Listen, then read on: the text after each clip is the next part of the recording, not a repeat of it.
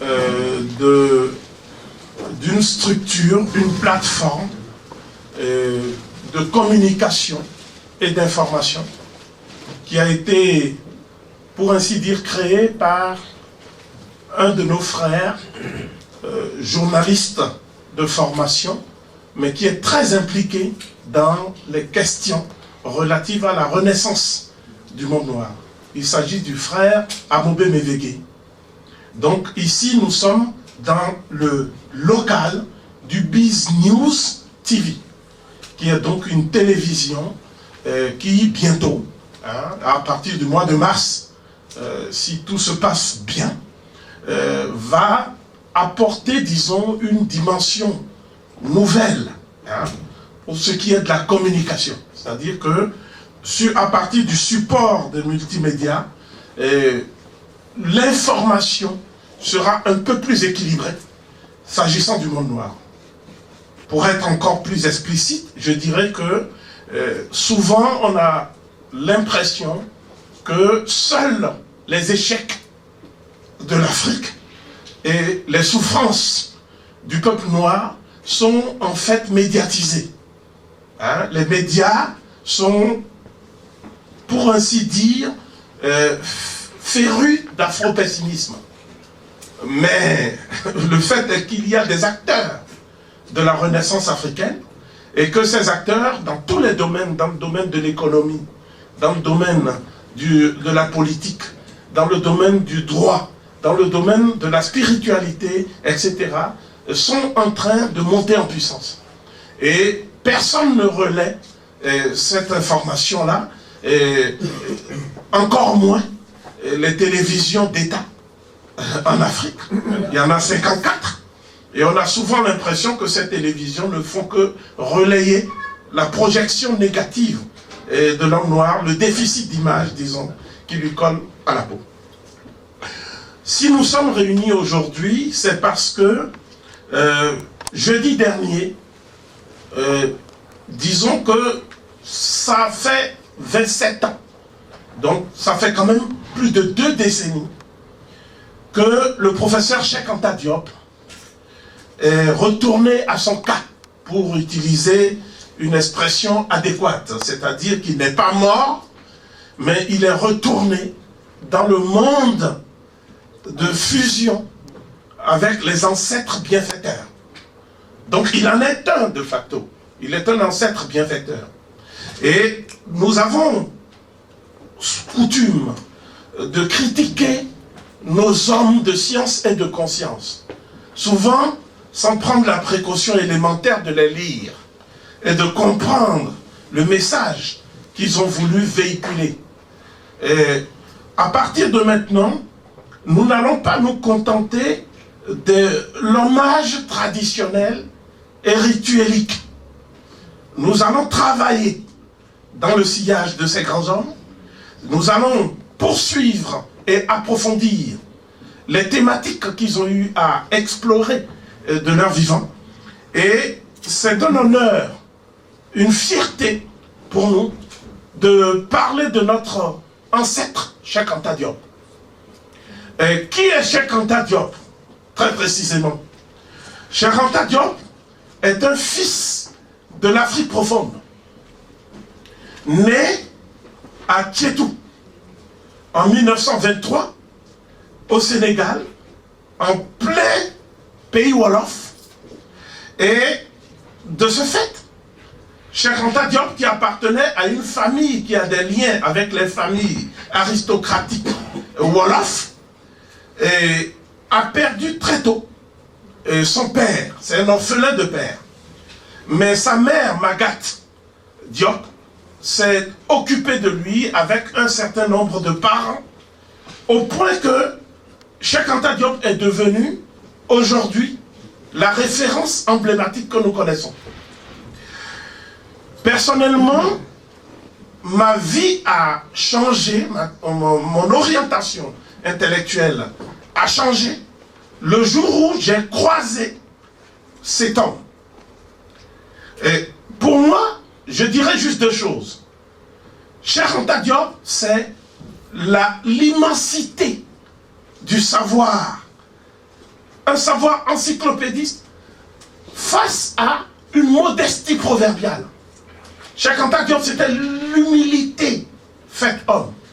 L'humilité faite homme. Vous voyez?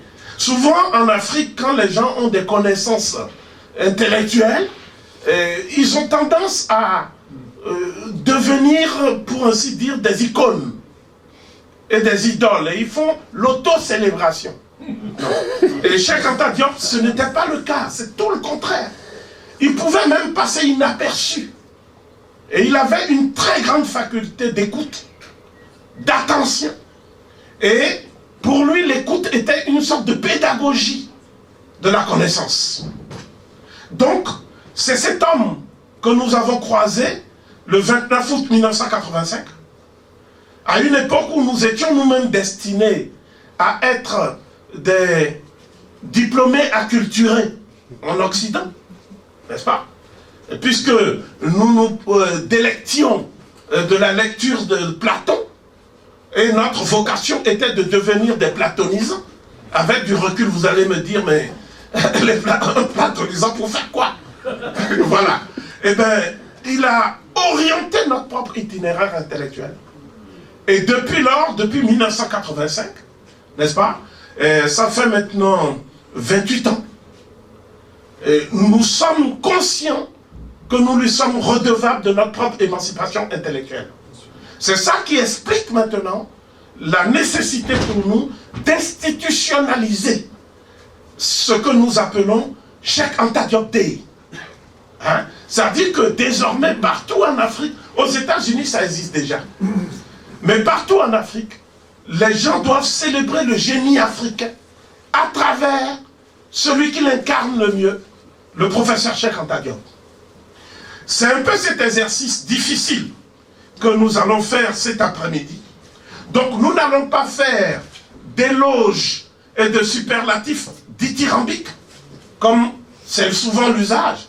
Parce que ceux qui parlent le plus de Cheikh Anta Diop avec des superlatifs dithyrambiques sont ceux qui n'appliquent jamais son travail et son œuvre. Cheikh Anta Diop est devenu une sorte d'idole, hein, qu'on utilise dans certains cénacles, dans certains cercles intellectuels, pour justement torpiller la conscience et la renaissance africaine. Et donc nous n'allons pas entreprendre cette tâche qui pour nous relève de la gageure. Ce que nous allons faire, très précisément, c'est que nous allons montrer aux jeunes acteurs et à ceux qui ne l'ont pas connu peut-être physiquement, hein, il y a des aînés qui sont peut-être dans cette salle comme Sékou Diabaté ou d'autres qui l'ont connu personnellement, mais disons, c'est une exception. Hein? Donc nous avons choisi de focaliser notre lecture méthodique de l'œuvre du professeur Cheikh Anta Diop, qui est pour nous le guide et la figure emblématique du savant du monde noir, n'est-ce pas? Nous avons choisi de prendre un aspect de son œuvre et d'essayer de l'explorer. C'est un aspect extrêmement important dans le champ de l'historiographie générale. Il s'agit des débuts de la crise qui va conduire le monde noir à une régression historique. Voilà. C'est-à-dire la régression historique du monde noir a des causes exogènes. C'est évident, puisqu'il y a plusieurs civilisations qui, pour ainsi dire, tournaient autour de l'Égypte pour la détruire.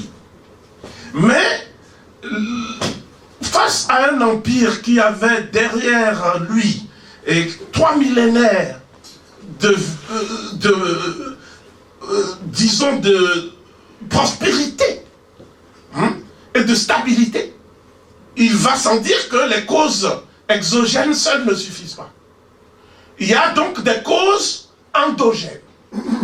Et ces causes endogènes, on peut dire que la période qui nous permet de les étudier un peu comme une étude de cas, hein, c'est la période abarnienne, c'est-à-dire la période qui a vu l'amorce d'une réforme religieuse qui va aboutir à une décomposition de la société pharaonique, n'est-ce pas?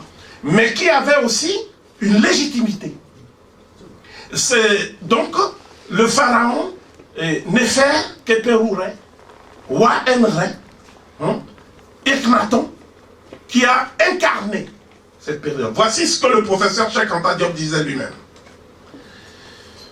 Moïse vivait à l'époque de Tel El Armana, où Amenophis IV, Eknaton, tenta de rénover le monothéisme égyptien primitif qui s'estompait sous l'appareil sacerdotal et la corruption des prêtres.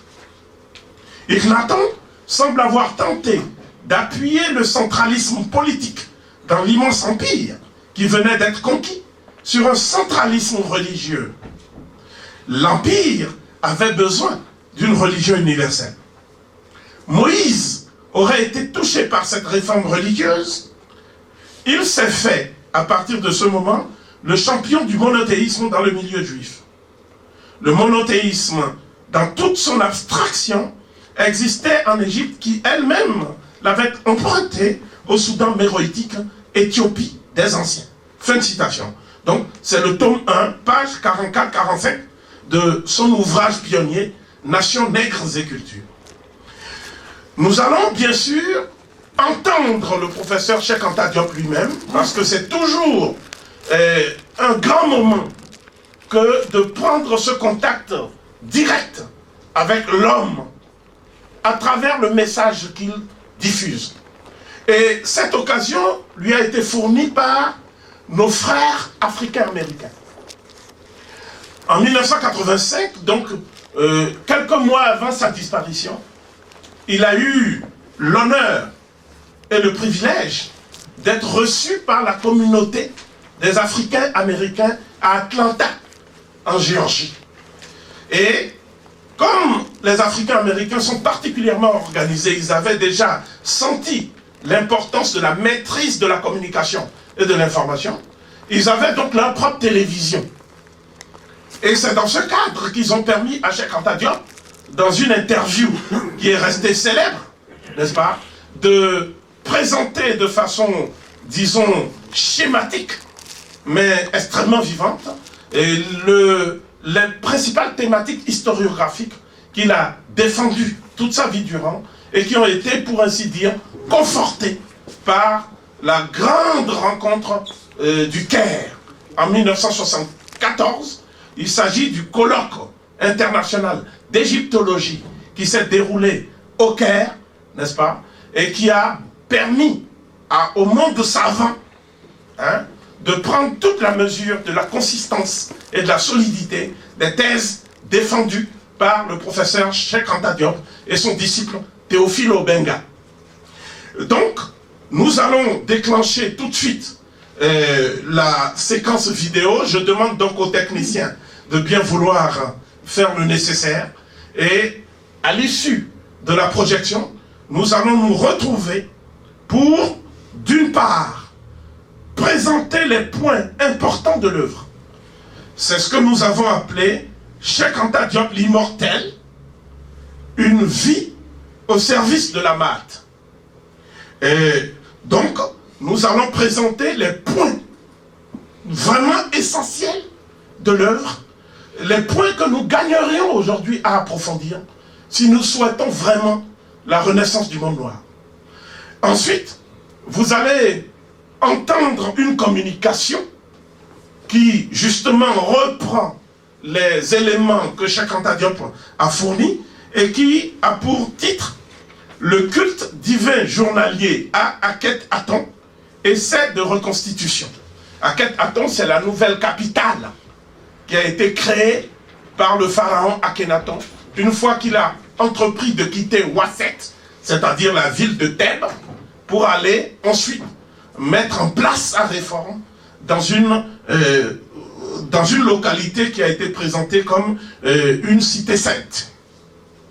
Enfin, nous allons amorcer, l'exposé sur lequel nous allons revenir sur les problèmes spirituels du monde noir. Et l'intitulé, c'est « Le message spirituel du pharaon Akhenaton, grand réformateur de la religion d'Osiris ». J'aurai l'honneur moi-même de vous présenter cet exposé. Et ensuite, nous allons participer ensemble à un débat général sur l'actualité et la pertinence de l'œuvre du professeur Cheikh Anta Diop. Il va sans dire que nous n'avons pas tous l'obligation de faire l'éloge des travaux du professeur Cheikh Anta Diop, puisque aussi bien lui-même estimait que sa démarche est une démarche scientifique et non apologétique. D'accord? Donc il est loisible à chacun de présenter ses arguments et de dire les points peut-être sur lesquels il y a à la fois un accord et des divergences. Donc c'est la démarche même du professeur Cheikh Anta Diop qui l'exige. Voilà, donc je voudrais maintenant passer à la projection du document vidéo. Merci.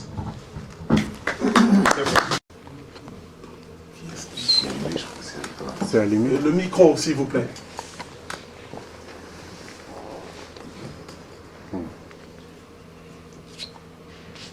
C'est bon? Non. C'est bon. Oui, très bien. Alors, je disais que le professeur Cheikh Anta Diop, qui a eu l'opportunité assez remarquable de rendre aux Africains-Américains ce que des générations de chercheurs africains-américains lui avaient déjà donné. Parce qu'il y a eu une série de visites des Africains-américains, parmi les plus éminents, les historiens notamment, au laboratoire de radiocarbone de l'IFAN, qu'il dirigeait à Dakar. Donc c'est après ces rencontres successives que le professeur Cheikh Anta Diop a acquis la conviction que les Africains-américains seront d'une très grande importance dans la vulgarisation de ces connaissances, et que ce n'est qu'ensuite que le continent africain lui-même, qui semblait véritablement léthargique, en tout cas peu réactif, du fait précisément du rôle joué par les élites intellectuelles et politiques qui ont pris le relais des colonisateurs. Dans le cas du Sénégal, très précisément, nous savons de façon certaine qu'il y a eu des obstacles quasiment insurmontables qui se sont jalonnés sur le chemin du travail de vulgarisation et même d'enseignement que le professeur Cheikh Anta Diop voulait entreprendre. C'est ainsi qu'après la soutenance de sa thèse de doctorat d'État, il a décidé de rentrer immédiatement en Afrique, au Sénégal, pour que les jeunes générations, surtout les chercheurs en formation, puissent bénéficier des fruits de ces recherches. Et une fois au Sénégal, le président de la République du Sénégal, Léopold Sédar Senghor, d'accord, à la suite certainement de certaines instructions, et parce qu'en fait il a reçu des instructions formelles, n'est-ce pas? Et sur place même, à l'université de Dakar, les détracteurs du professeur Cheikh Anta Diop pouvaient s'exprimer et enseigner comme il le voulait. Alors que lui, il était reclus dans le laboratoire de radiocarbone de l'IFAN. Donc Cheikh Anta Diop n'a pas pu enseigner depuis le début des années 60 jusqu'à, on peut dire à peu près 1981. Parce que c'est à partir du départ de Senghor, n'est-ce pas? C'est quand Senghor est parti que Cheikh Anta Diop a pu, grâce à la diligence du successeur du président Senghor, accéder à un poste où il pouvait encadrer des étudiants en thèse. C'est dans ce cadre qu'il a pu, effectivement, orienter quelques étudiants vers l'égyptologie, qui était, il faut le dire, au Sénégal, une discipline, disons, subversive, entre guillemets, Et Senghor n'en voulait à aucun prix, n'est-ce pas? Et les autorités françaises non plus, qui avaient donné donc des instructions formelles. J'insiste sur ce point, parce qu'au moins 3 générations de chercheurs sénégalais ont été formés contre les intérêts de l'Afrique et du Sénégal. Voilà. On croyait que Cheikh Anta Diop serait victime d'ostracisme, mais la réalité, c'est qu'il y a eu des conséquences, je peux dire, catastrophiques pour la formation des élites. De sorte qu'il n'y a eu que 2 égyptologues. Au début, il y avait 3. Il y a donc le professeur Aboubakri Moussalam, de l'université Cheikh Anta Diop de Dakar, actuellement, et qui est beaucoup plus spécialisé sur les questions liées, disons, aux migrations et aux traditions africaines, associées aux éléments, bien sûr, de l'ethnonymie, la toponymie, etc. Et il a pu circonscrire, si vous voulez, le courant migratoire du peuple qu'on appelle les Halpoulars, depuis la vallée du Nil, plus précisément aux confins même de l'Égypte. Donc il a fait un ouvrage qui est en fait une substance de sa thèse, et qui est donc de l'origine égyptienne des Peuls. Mais il a fait d'autres travaux qui ont élargi le champ du comparatisme aux autres pays, notamment le Mali et toutes les ethnies de cette région-là. Il a pu montrer qu'en fait, ces ethnies avaient la même origine. Ensuite, il y a les travaux du professeur Babacar Sall. C'est très important parce que Babacar Sall est un des seuls méroïtisants africains. C'est un des seuls chercheurs africains qui ait véritablement étudié la Nubie et le rôle de la Nubie dans l'éclosion de la civilisation pharaonique. Pour ce faire, il a utilisé les sources archéologiques, parce que l'archéologie a accumulé beaucoup de résultats, mais ces résultats n'ont jamais été intégrés à l'enseignement officiel qui est dispensé dans les départements d'histoire et d'archéologie des universités africaines.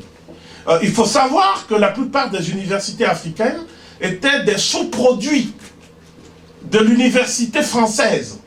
Je dis sous-produits parce qu'en fait, même l'information qui est connue dans les universités françaises, cette information-là n'est pas enseignée là-bas. Ce qu'on fait là-bas sont des monographies tribales et sous-tribales, l'ethno-histoire des Dogons, l'ethno-histoire des Bambara, l'ethno-histoire des Mandingues, ainsi de suite. Et toutes ces ethno-histoires successives ne permettent jamais de s'élever à une synthèse de l'histoire générale de l'Afrique. Voyez? Parce que la notion même d'unité culturelle de l'Afrique est niée, n'est-ce pas? Les affinités linguistiques des langues de ces peuples sont niées. L'existence même d'empires et de royaumes, n'est-ce pas, est mise en cause. Et chaque fois, on a voulu expliquer tel empire, notamment l'empire de Ouagadougou, le Ghana des chroniqueurs arabo-berbères, on a voulu expliquer ça par des migrations de berbères, n'est-ce pas? Et même jusqu'à Zimbabwe, au cœur du continent, il faut trouver des noms noirs, et des blancs, quoi. Voilà. Et donc c'est ce que Diop appelle les blancs mythiques, qui sont venus en Afrique pour déposer le génie qui a permis l'éclosion des civilisations. Mais ces blancs mythiques, on n'a aucune trace archéologique. On ne sait pas par où ils sont passés. Et surtout, une question fondamentale se pose. Pourquoi tant d'aptitudes géniales n'ont pas été utilisées dans leur propre berceau de civilisation? C'est-à-dire les steppes eurasiatiques. Il semblerait que ce soit toujours au contact des Noirs que le génie de ces peuples-là, si vous voulez, ce génie parvienne à éclore.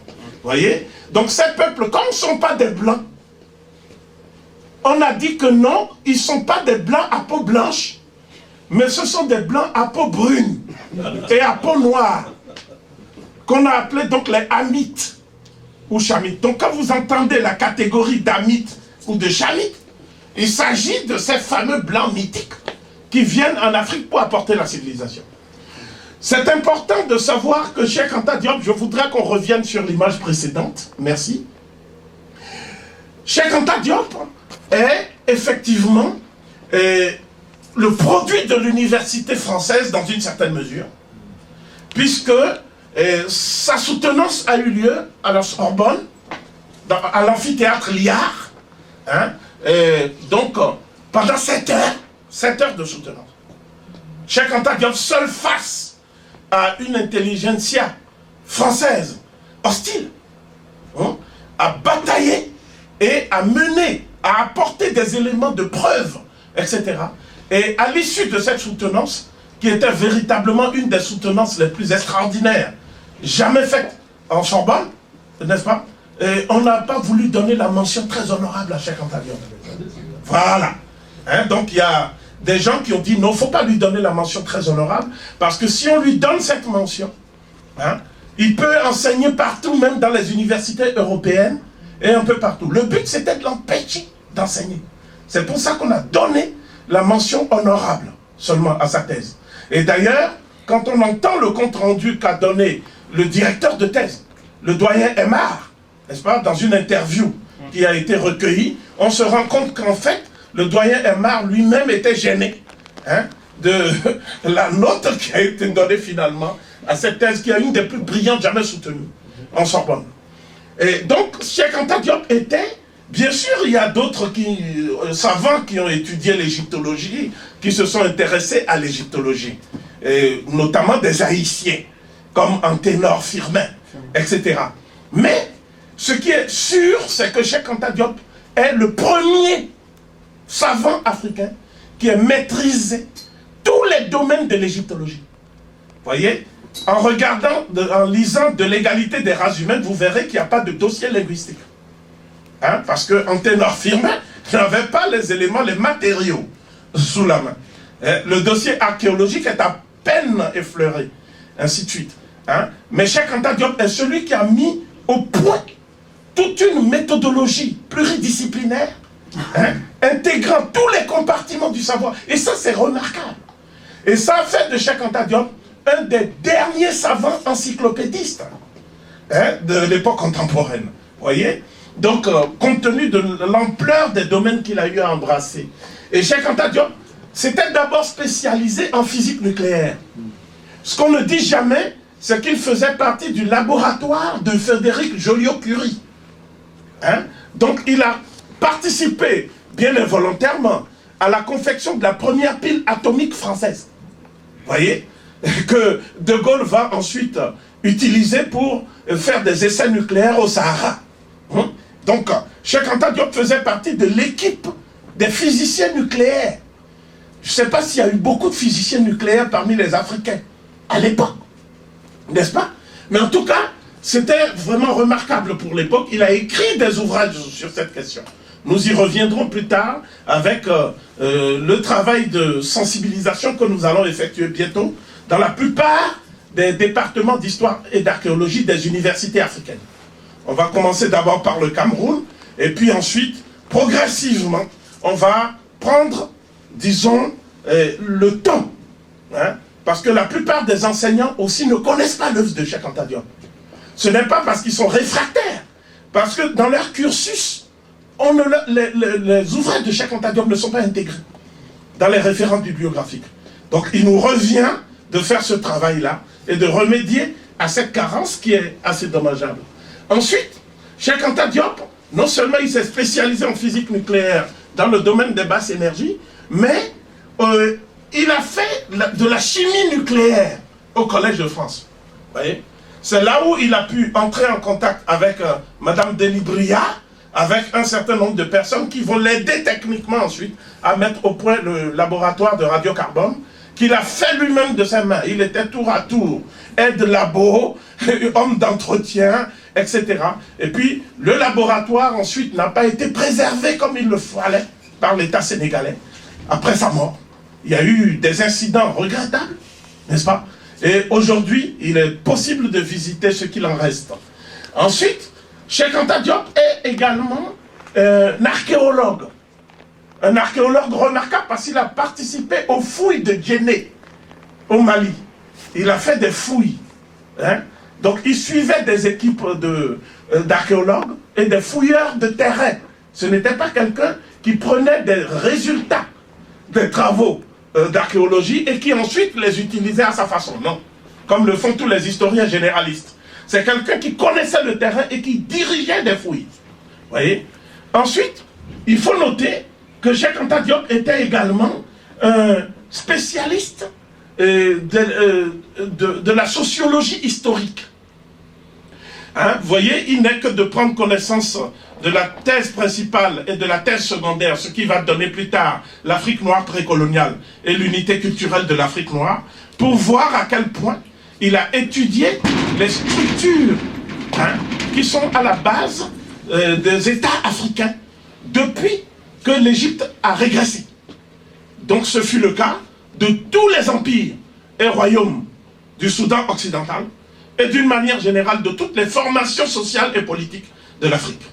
Ensuite, il faut le dire, on ne le dit pas souvent, Cheikh Anta Diop était effectivement dans l'acception que nous avons indiquée précédemment, c'est-à-dire la maîtrise des domaines, si vous voulez, et des différents compartiments de la science égyptologique. C'était donc en ce sens-là le premier égyptologue d'Afrique noire.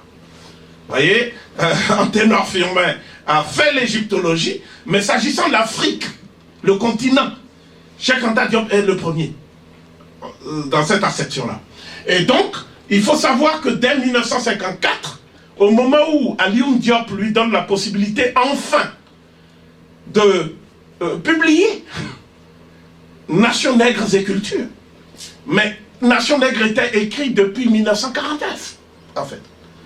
Il avait commencé la rédaction en 1948, vous voyez, juste après avoir fait son fameux article « Quand pourra-t-on parler d'une renaissance africaine ?»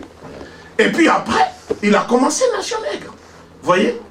Et puisqu'il y avait tous les chapitres dans les différentes conférences qu'il donnait, qui étaient les Égyptiens prédynastiques, conférences très célèbres qu'il a eu à donner grâce à la diligence de Madeleine Rousseau, celle qui a écrit « Noir et blanc au jour de vérité ». Et comme il disait dans la vidéo, tous les savants de bonne foi qui n'ont pas voulu falsifier l'histoire de l'Afrique, leurs travaux ont été également frappés d'ostracisme en Occident. C'est remarquable, vous voyez. Donc ce n'est pas simplement le travail de Cheikh Anta Diop qui a été frappé d'ostracisme, mais même les chercheurs européens qui ont voulu dire la vérité, on n'enseignait pas leur travail. Donc ça c'est notoire. Alors le point suivant, c'est que Cheikh Anta Diop a dirigé des institutions savantes. Vous voyez? Donc Cheikh Anta Diop n'a pas seulement été pressenti dans le projet de l'histoire générale de l'Afrique qui venait en fait de lui, c'est son projet. Hein? Et c'est le prédécesseur d'Amadou Matar Mbo, hein? Un Français, hein? René Maheu, il s'appelait, à l'UNESCO. C'est lui qui a demandé à ce que Cheikh Anta Diop soit intégré dans la délégation des scientifiques qui pouvaient participer aux travaux préparatoires pour la rédaction de l'histoire générale de l'Afrique en plusieurs volumes. Un des points de focalisation du débat idéologique, là où il y avait le plus d'interférences idéologiques, c'était la question de l'Afrique ancienne. Et plus spécifiquement, l'origine des anciens Égyptiens. Vous voyez, c'est dans ce cadre que Cheikh Anta Diop a eu non seulement à participer à tous les travaux préparatoires, mais en compagnie de Théophile Obenga et d'un autre Africain qui par la suite a abandonné, et le Togolais Sossoune Sougan. Et Cheikh Anta Diop a donc participé au débat jusqu'à l'apothéose du colloque du Caire en 1974. Suivant. Voilà. Donc Cheikh Anta Diop était membre de l'Union internationale des sciences préhistoriques et protohistoriques. Cheikh Anta Diop a également travaillé en équipe avec le roi Gouran. Le roi Gouran, c'est le patron des préhistoriens français. Hein, c'est lui qui a formé des générations de préhistoriens français. Et dans cette structure, donc l'UISPP, il y avait aussi des Européens qui sont préhistoriens. Mais Cheikh Anta Diop a été nommé membre du bureau. Et il était quasiment un des seuls Africains.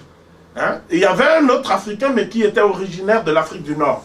Vous voyez? Mais je parle de l'Afrique subsaharienne. Cheikh Anta Diop était donc un des seuls à être là. Donc, en 1966, en dépit de l'opposition de Senghor, et qui le combattait institutionnellement et humainement et politiquement, n'est-ce pas? En dépit de cela, les délégués qui sont venus en l'absence de Cheikh Anta Diop, parce que Cheikh Anta Diop, souvent, quand il y avait des grands colloques, comme le colloque sur l'Afrique noire et le monde méditerranéen dans l'Antiquité, où les égyptologues, Leclan, Vercouter et autres sont venus, hein, et Cheikh Anta Diop, on n'a même pas voulu qu'il fasse une conférence publique à Dakar, chez lui. D'accord? Il a fallu que les étudiants et les collègues se mobilisent pour dire on ne peut pas faire quelque chose comme ça à Dakar sans que Cheikh Anta Diop ne présente une conférence publique. Il a fini par présenter cette conférence qui a duré 4 heures sans aucune note devant Vercouter et tous les autres. De toute façon, il avait déjà eu raison d'eux 1 an avant au colloque du Caire, n'est-ce pas? Donc ce n'était qu'une réédition de cette suprématie intellectuelle de Cheikh Anta Diop, sur laquelle on ne peut pas revenir parce que c'est un fait qui vraiment intrigue les Occidentaux. Un point que je n'ai pas souligné, c'est que pendant cette période, toute l'érudition occidentale était focalisée pour détruire sa thèse. C'est-à-dire, on demandait à des chercheurs de faire des spécialisations uniquement pour détruire la thèse de Cheikh Anta Diop. À l'heure où nous parlons, en dépit de l'invention par Madame Marie Lefkowitz d'une prétendue idéologie afrocentriste, qu'elle est la seule à connaître, n'est-ce pas? Les thèses de Cheikh Anta Diop sont demeurées irréfutables. Jusqu'à l'heure où nous parlons, tous les éléments avancés par Cheikh Anta Diop dans les différents compartiments du savoir, ce que nous on appelle les thématiques historiographiques, ont été confortés par la recherche. La recherche n'a pas invalidé une seule hypothèse scientifique de Cheikh Anta Diop. Tout le reste sont des discussions de salon, n'est-ce pas, auxquelles certains aiment se livrer, hein, pour pouvoir... Et comme les Africains n'ont pas cette force d'aller vérifier par eux-mêmes hein, l'information scientifique à la source, eh bien, ils s'en tiennent à ce que disent ceux qu'ils appellent eux-mêmes les maîtres hein, de l'université française. Mais en tout état de cause, les thèses de Cheikh Anta Diop sont restées irréfutables jusqu'au moment où je vous parle. Ça veut dire que tous les Africains, les gens du monde noir, savaient qui était Cheikh Anta Diop. Donc en 1966, ils ont dit, ils l'ont nommé en son absence, ils l'ont présenté comme, ils lui ont donné, décerné le titre du savant qui a le plus influencé le monde noir au XXe siècle. Voilà. Et il était en compagnie de l'Africain-Américain William Edward Burgard Du Bois. C'était donc au Festival mondial des arts nègres, à Dakar. Donc, Cheikh Anta Diop, non seulement il est celui qui a exercé la plus grande influence sur la pensée nègre au XXe siècle, mais ce n'est qu'après qu'il a pu enfin renouer avec la diaspora. Vous voyez? Donc, pendant longtemps, la diaspora s'intéressait aux travaux de Cheikh Anta Diop, mais quelques personnes allaient à Dakar, faisaient la démarche, et le laboratoire était devenu presque un lieu de pèlerinage de son vivant, n'est-ce pas? Et les gens étaient surpris, scandalisés par le dispositif d'isolement qui était mis autour de Cheikh Anta Diop. Donc personne ne comprenait. Les Africains américains encore moins. Voyez? Mais il est parti donc en Guadeloupe, hein, sur invitation d'une association, hein, et quand il est parti là-bas, il a pu donner une conférence qui est restée mémorable jusqu'à l'heure où nous parlons. C'est-à-dire quand on va en Guadeloupe, les gens parlent toujours du séjour de Cheikh Anta Diop comme d'un temps fort de leur réconciliation avec leurs racines africaines. Et ça, c'est un élément important. Et puis je vous ai parlé des États-Unis, et j'aurais pu insister sur toutes les distinctions honorifiques que Cheikh Anta Diop lui-même n'aimait pas. Parce qu'il pensait que ce n'était pas sa personne qui était en cause, mais l'avenir de la recherche africaine. Voilà. Il s'était dévoué corps et âme hein, à la recherche africaine, parce qu'il avait la conviction que sans la maîtrise des sciences et des techniques modernes, d'accord, l'Afrique peut se contenter d'incantations moralisantes, Mais l'Afrique ne peut pas participer en tant que puissance au monde qui est en train de se construire. Et les faits lui ont donné raison. Et c'est pour cela qu'il insistait non seulement sur cette question-là, mais il en a fait même une doctrine énergétique et une doctrine géostratégique à travers son ouvrage « Les fondements économiques et culturels d'un État fédéral d'Afrique noire ». Donc voilà quelques éléments que nous avons voulu simplement aborder ici. Je voudrais rappeler que c'est dans le cadre d'une institution que nous nous trouvons, parce que nous avons mis sur pied, disons, une université des savoirs. Et cette université des savoirs permet à des chercheurs indépendants, quand je dis chercheurs indépendants, ça veut dire des gens qui ne sont pas sous la férule des africanistes français. Voilà, mais qui défendent l'Afrique et défendent son héritage scientifique et culturel dans le sillage de Cheikh Anta Diop. Parmi ces jeunes, il y en a beaucoup qui sont dans la salle, je les remercie. Et nous faisons donc ensemble un travail de sensibilisation. L'objectif, à terme, c'est de faire en sorte que dans la Caraïbe, en Amérique, etc., et surtout en Afrique, il y ait ce qu'on appelle des pôles d'excellence de l'Université africaine des savoirs. C'est le lieu de préciser que dans le cadre de l'Université africaine des savoirs, il y a un certain nombre de chercheurs, notamment le professeur Mouba Bingue Bilolo, et les égyptologues qui ont suivi Cheikh Anta Diop, qui bientôt, c'est-à-dire à partir du mois de mars, vont se déplacer pour transmettre ce savoir. Il y a aussi l'université virtuelle des savoirs, qui est vraiment une manière pour nous de toucher directement des millions d'Africains et des millions peut-être de personnes qui n'ont pas cette information-là et qui pourraient utiliser ça pour confectionner des outils de vulgarisation. Et puis il y a des publications qui vont également naître, bien sûr, comme la revue Séchat ou d'autres publications. Mais la chose qui va être la plus importante, c'est la montée en puissance de la télévision Ubiz News. Parce que là, les acteurs même de la Renaissance africaine pourront trouver justement un espace où ils vont exprimer, chacun dans le domaine qui est le sien, n'est-ce pas, et les fruits de leur recherche. Et c'est ça qu'actuellement on ne voit jamais. Nous avons essayé de voir simplement sur les télévisions, les chaînes publiques françaises, il n'y a que 2 personnes qui sont passées sur les chaînes publiques françaises parmi les chercheurs noirs. Voilà, que 2 personnes. Voilà. Je ne parle pas du président du CRAN, que bon, c'est sa maison là-bas. Je parle des chercheurs. Donc parmi ces personnes, il y a effectivement Cheikh Modibo Diarra. Ils étaient obligés, parce qu'ils dirigeaient le projet du robot Sojourner, qui a exploré la planète Mars. Donc, comme il a séjourné ici à Jussieu, et on ne l'a pas soutenu, ben, on était obligés. Et puis, un autre chercheur, qui est un chercheur africain-américain, dont on a parlé pendant 2 minutes. Voilà. Sinon, vous ne verrez jamais Cheikh Anta Diop à la télévision. Jamais. Mais ne serait-ce que ces documents qu'on voit là. Bon, qu'on ne les voit pas à la télévision publique française, on peut comprendre.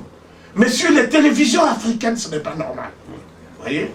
Donc c'est ce travail-là qu'il faut qu'on fasse.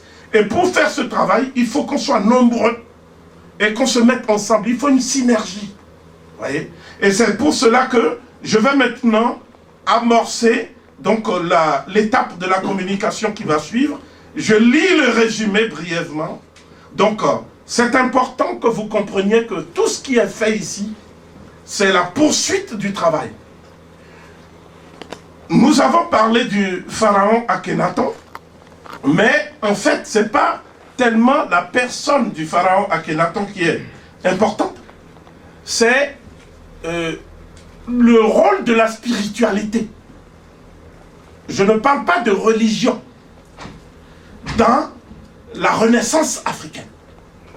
L'importance de la spiritualité dans la Renaissance africaine. Parce qu'il va sans dire que nous vivons une crise morale et spirituelle majeure.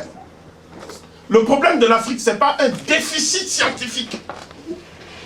L'Afrique a des scientifiques. Ce n'est pas un déficit politique. L'Afrique a des politiciens. Ce n'est pas un déficit d'ingénieurs. L'Afrique en regorge. Le problème de l'Afrique, c'est que c'est le seul continent qui ne fonde pas un projet de renaissance sur sa propre vision du monde. C'est le seul continent. Voilà. Et c'est pour ça qu'il y a des notions extraordinaires, comme la notion du co-développement. Co-développement, ça veut dire quoi en gros? Ça veut dire que nous allons nous développer conjointement avec la puissance coloniale qui n'a aucun intérêt à ce qu'on soit développé. Et les Africains créent des cercles du co-développement. Vous voyez? Donc là, il y a un problème, c'est que la vision du monde de l'homme africain n'est pas à la base de son projet même de renaissance dans les temps contemporains. Voilà. Et ce problème-là vient du fait que l'homme africain est séparé de sa propre spiritualité, de sa propre vision de la transcendance et du rapport qu'il a avec les forces cosmiques. Et tant qu'il en est ainsi, nous savons que la question même de l'image qu'on a de soi-même, la question de la confiance en soi, la question de la prise en charge de ses propres problèmes par soi, toutes ces questions sont liées à la spiritualité. Et à un moment donné, le continent africain a connu une crise majeure. Et cette crise va ouvrir, pour ainsi dire, les vannes à un certain nombre de croyances mortifères qui procèdent d'ailleurs d'emprunts massifs à la spiritualité ancestrale de l'homme noir, tout en déniant cette spiritualité. D'accord? Et un des points importants de focalisation, c'est ce que nous appelons la réforme du pharaon Akhenaton. Voilà. Et Cheikh Anta Diop en a parlé dans moult publications. Et les hypothèses de travail qu'il a avancées ont servi de matériau pour le travail dont vous allez entendre les résultats maintenant. Voilà. Donc je vais introduire maintenant un frère, et je vais d'abord lire très brièvement le résumé de sa communication. À partir de l'an 4 de son règne, le pharaon Akhenaton entreprend d'édifier, loin de Wasset, Thèbes, une nouvelle cité sainte qui sera connue plus tard sous le nom d'Akhet-Aton, la cité de l'horizon d'Aton. De fait, dès l'an 6 du règne, est inaugurée, malgré l'opposition catégorique du haut clergé d'Amon, une importante réforme religieuse qui entraînera des bouleversements politiques et sociaux d'une telle ampleur que la stabilité même de l'Empire en sera durablement affectée. Les innovations théologiques audacieuses, imposées alors par le pharaon visionnaire, se sont traduites par une modification profonde du rapport de la créature humaine à son Dieu. En effet, tout en conservant l'essentiel de la liturgie solaire d'Héliopolis, basée sur le cycle quotidien de Ra et son opposition conflictuelle aux forces du déséquilibre cosmique, la réforme atonienne va instaurer l'intermédiation du pharaon qui deviendra ainsi le récipiendaire exclusif et incontournable de la révélation de l'essence mystérieuse de la lumière divine convoyée par le disque solaire. En examinant minutieusement la reproduction du grand temple d'Aton tiré de la tombe amarnienne de Meri-Rek, ainsi que les annales qui ont échappé à la destruction après la restauration brutale du culte d'Amon, il devient possible de reconstituer avec force détail le culte divin journalier en vigueur à Akhet-Aton de l'an 6 à l'an 17 du règne du pharaon Akhenaton. C'est la seule manière, au demeurant, de porter un jugement objectif et dépassionné sur le véritable impact des idées religieuses du pharaon Akhenaton et de ses partisans sur l'évolution globale de la civilisation pharaonique jusqu'à la fin du Nouvel Empire. Voilà. Je demande donc au frère Saoussiré Segui, qui est donc dans le cercle que nous formons de recherche, qui est ouvert à tout le monde. Hein? Donc il n'y a pas d'ostracisme, tout le monde peut venir. Je lui demande donc de bien vouloir se préparer à présenter sa communication et ensuite nous allons enchaîner. Voilà donc les points importants sur lesquels je souhaitais vous apporter quelques éclaircissements. Donc la parole est au conférencier.